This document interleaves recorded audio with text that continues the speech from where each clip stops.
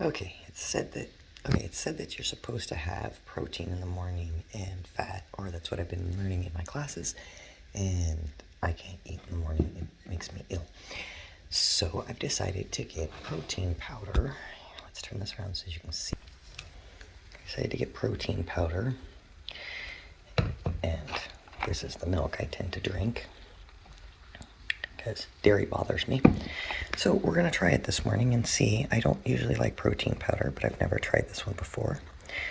So I thought I'd give you guys a little behind the scenes of what I do after I have done my classes.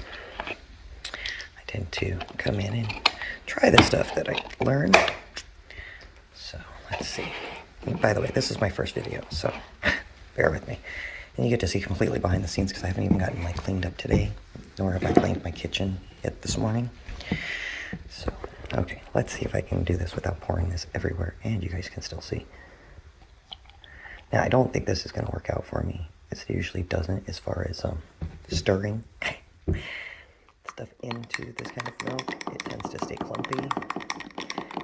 But let's see what happens. I usually use an immersion blender for this, but like I just said, I haven't cleaned my kitchen this morning, so it's dirty from yesterday. And continue stirring and see what we get.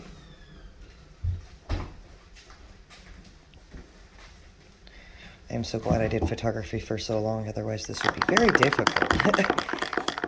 Pouring while looking through the lens. Okay, I'm going to pause this for a moment and stir and see what we get, and I'll come back. Okay, I am going to have a problem with this the same way as I do anything else with my milk.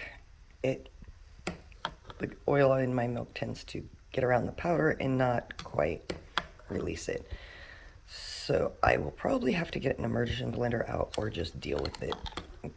Knowing me, I'll just deal with it this time. I'm lazy that way. It's a little thicker than I'd like, but anyway, I'll let you know what I think.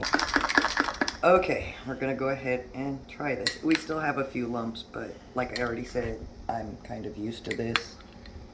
If I don't use an immersion blender or use real milk, a little bit of real milk at the bottom, this tends to happen. Anyways, let's see if this is any better than any of those. It's not too bad, it's still a little powdery.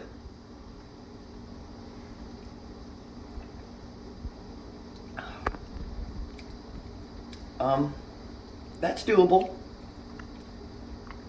That's doable. That's probably the best protein powder I've ever tasted. It's a little powdery, but then it could be the floaty stuff. In all truth, I'd probably mix a little bit of actual chocolate syrup, homemade chocolate, dark chocolate syrup into that, and maybe a little bit of mint, and it would be awesome.